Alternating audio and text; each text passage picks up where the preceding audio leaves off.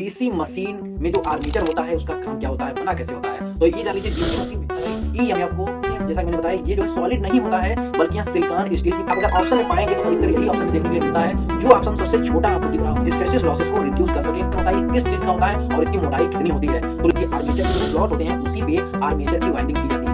होती है आपकी लेफ्ट वाइंडिंग और एक होती है आपकी राइट वाइंडिंग। ठीक है, LAP स्पेलिंग ध्यान दीजिए। अब यहाँ पे जो A है ये निकालिए और P को दोनों को बराबर कर दीजिए। ये क्या।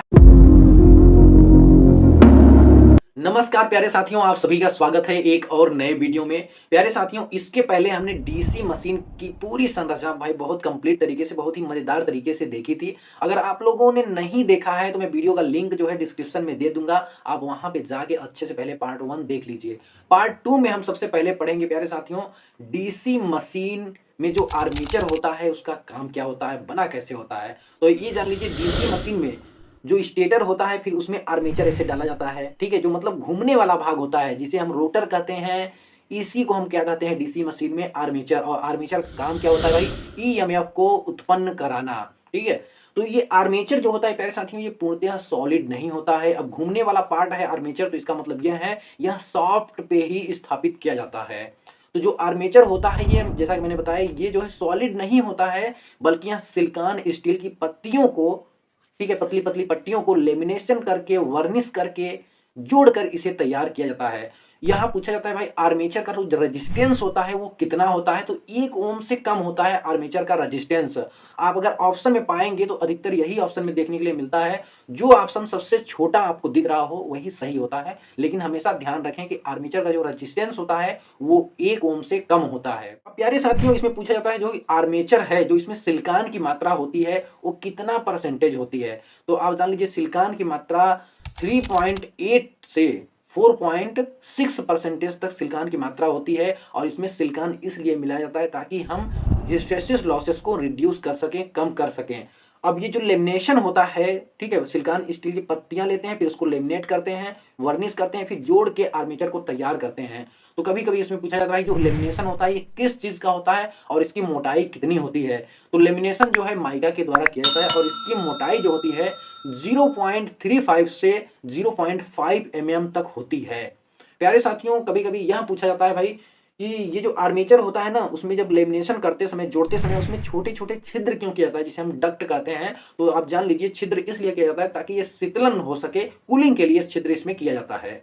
आइए नेक्स्ट देखते हैं अब जो स्लॉट होते हैं वो कितने प्रकार के होते हैं आर्मेचर। प्यारे साथियों आर्मेचर में हम सभी जानते हैं कि स्लॉट कटे होते हैं, जिसमें हम स्लॉट आर्मेचर में क्यों कटे होते हैं ताकि हम उसमें वाइंडिंग करें आर्मेचर में। और ये जो स्लॉट होते हैं बेसिकली 3 प्रकार के होते हैं। एक होता है भाई बिल्कुल ओपन स्लॉट, एक होता है क्लोज स्लॉट और एक होता है आपका सेमी क्लोज स्लॉट। एक तो ओपन स्लॉट मतलब खुला हुआ एकदम इस तरह से रहेगा। ठीक है, अब देखिए ये ओपन स्लॉट है तो इसमें इसका रिलेक्टेंस बहुत ही कम होता है।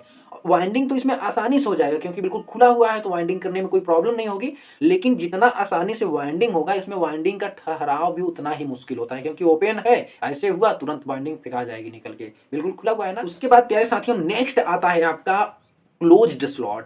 ठीक है, बिल्कुल इस तरह से रहेगा। ठीक है, बिल्कुल क्लोज रहेगा। अब सपोज करिए आप इसमें किसी तरीके से एक बार वाइंडिंग कर दिए लेकिन इसमें रीवाइंडिंग करना बहुत ही मुश्किल होता है क्योंकि भाई ये बिल्कुल क्लोज रहेगा।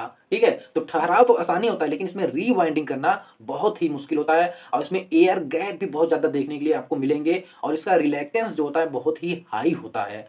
उसके बाद प्यारे साथियों नेक्स्ट आपका आता है जो मोर यूजफुल होता है, सबसे ज्यादा यूज किया जाता है मशीनों में, वो होता है भाई सेमी क्लोज्ड स्लॉट। मतलब ना तो पूर्णतः खुला रहेगा ना तो पूर्णतः बंद रहेगा, कुछ इस तरह से रहेगा। ठीक है, इतना खुला रहेगा। ठीक है, इसमें एयर गैप बहुत ही कम होता है। ठीक है, रीवाइंडिंग करना इसमें बहुत आसान होता है, रीवाइंडिंग आसानी से किया जा सकता है। बाकी ये बेस्ट होता है, सबसे ज्यादा यूज यही किया जाता है सेमी क्लोज्ड स्लॉट। नेक्स्ट हमें समझना है प्यारे साथियों जो आर्मेचर में बाइंडिंग की जाती है वो कैसे की जाती है और कितने प्रकार से की जाती है। तो सबसे पहले आप ये समझ लीजिए आर्मेचर के जो स्लॉट होते हैं उसी पे आर्मेचर की वाइंडिंग की जाती है और इन्हें हम कंडक्टर भी जनरली भाषा में कह देते हैं। और इन वाइंडिंग के द्वारा ही फ्लक्स को काटा जाता है जिससे आर्मेचर कंडक्टर में ईएमएफ उत्पन्न होता है। अगर एक क्लोज सर्किट बनाया जाए तो यहाँ से करंट भी फ्लो होने लगती है। प्यारे साथियों अब हम समझते हैं आर्मेचर में वाइंडिंग कितने तरह से होती है। तो 2 प्रकार से होती है भाई। एक होती है आपकी लैप वाइंडिंग और एक होती है आपकी वेव बाइंडिंग। तो जो लैप बाइंडिंग होती है इसे हम लूप वाइंडिंग भी कहते हैं या हिंदी में इसे फास्ट वाइंडिंग भी कहते हैं। प्यारे साथियों, जो लैप बाइंडिंग होती है ये ओवरलैप करके बनाई जाती है, समांतर पथों के द्वारा ये तैयार की जाती हैं। अब ओवरलैप होने के कारण धाराओं के समान वितरण में प्रॉब्लम होने लगती है। तो ये प्रॉब्लम न आए इसके लिए हम क्या समकारी रिंग, इक्विलाइजर रिंग का यूज करते हैं ताकि धाराओं का वितरण समान रूप से हो सके। कभी कभी एग्जाम में पूछा जाता है इक्विलाइजर रिंग का यूज क्यों किया जाता है, तो इसका राइट आंसर है ताकि धाराओं का वितरण समान रूप से हो सके, मतलब शॉर्ट सर्किट वगैरह ये सब का डर ना हो। अब देखिए मोस्ट इंपॉर्टेंट इसमें क्या पूछा जाता है ये आपको याद होना ही चाहिए। जो लैप होता है, देखिए LAP स्पेलिंग ध्यान दीजिए। अब यहाँ पे जो ए है ये निकालिए और पी को दोनों को बराबर कर दीजिए। ये क्या है, number of parallel path is equal to number of pole. Lab में पूछा जाता है नंबर ऑफ पैरेलल पाथ बराबर होता है नंबर ऑफ पोल। और ये जो बाइंडिंग है ये यूज की जाती है भाई हाई करंट और लो वोल्टेज के लिए। अब यहाँ पे हम समझते हैं वेब बाइंडिंग। वेब बाइंडिंग का यूज किस लिए किया जाता है, तो आप जान लीजिए वेब बाइंडिंग का जो यूज किया जाता है हाई वोल्टेज और लो करंट के लिए वेब बाइंडिंग का यूज किया जाता है। अब इसमें नंबर ऑफ पोल कितने ही हों, ठीक है, लेकिन नंबर ऑफ पैरेलल पाथ हमेशा 2 होता है। प्यारे साथियों, नंबर ऑफ पैरेलल पाथ कितना होता है, हमेशा 2 होता है वेब बाइंडिंग में। अब प्यारे साथियों सबसे मोस्ट इंपॉर्टेंट चीज ये होती है, सपोज करिए कि आपका आर्मेचर जो है ईएमएफ उत्पन्न कर दिया है। अब ईएमएफ उत्पन्न करने के कारण जो करंट फ्लो होगी उसको बाहर लेने के लिए 2 तरीका हमारे पास होता है। एक होता है भाई स्लिप रिंग और एक होता है स्प्लिट रिंग। स्प्लिट रिंग को ही हम कम्यूटेटर कहते हैं। और ये जो कम्यूटेटर होता है ना ये करंट के डायरेक्शन को चेंज नहीं करने देता है। क्या, देखिए आप समझ लीजिए डीसी जनरेटर हम पढ़ रहे हैं, तो डीसी जनरेटर में हमें क्या चाहिए, डीसी करंट चाहिए। अब जैसे कि मान लीजिए ये है आपका ब्रूस है भाई, ये क्या है ब्रूस है, और यहाँ पे आपका ये है कम्यूटेटर लगा हुआ है। अब कम्यूटेटर शाफ्ट पे स्थापित किया जाता है, आर्मेचर पे ही स्थापित किया जाता है। तो शाफ्ट के घूमते ही कम्यूटेटर भी घूम जाता है, लेकिन आपके ब्रूस जो होते हैं वो क्या होते हैं, स्थिर होते हैं, जिससे हमारे जो करंट का डायरेक्शन है वह नहीं पलट पाता है, वो नहीं चेंज हो पाता है। मतलब सेम डायरेक्शन में ही करंट आएगा और बाहर निकल जाएगा।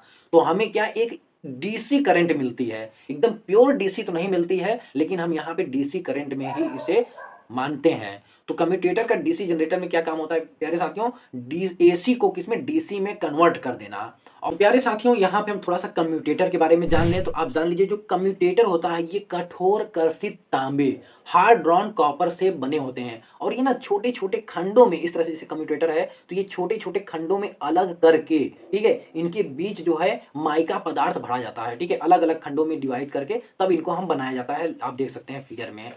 और ये जो माइका होता है ये विद्युत का तो सुचालक होता है, विद्युत का कुचालक होता है, लेकिन भाई उष्मा का ये सुचालक होता है। और कम्यूटेटर पे ही हम क्या एक स्प्रिंग ब्रूस को स्थापित करते हैं, मतलब प्रेशर के द्वारा कम्यूटेटर पे ब्रूस लगाया जाता है। और ये प्रेशर जो डालता है ये स्प्रिंग की सहायता से डाला जाता है कम्यूटेटर पे। और कम्यूटेटर पे भी आकार का उभरा हुआ एक खंड होता है कम्यूटेटर पे ही, और इसे हम राइजर कहते हैं प्यारे साथियों। इसमें आता है ब्रूस, मशीन में ब्रूस का भी एक बहुत योगदान है प्यारे साथियों।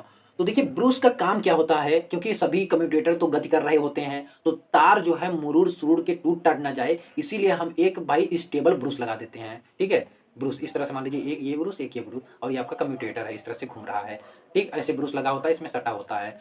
तो प्यारे साथियों जो ब्रूस होता है ना ये छोटी मशीन में कार्बन का बना होता है भाई। और आप कार्बन जानते हैं ये कैसा मटेरियल है भाई, सेमीकंडक्टर मटेरियल है। और सेमीकंडक्टर मटेरियल की एक और गुण होती है एनटीसी होता है, नेगेटिव टेम्परेचर कोफिशिएंट होता है।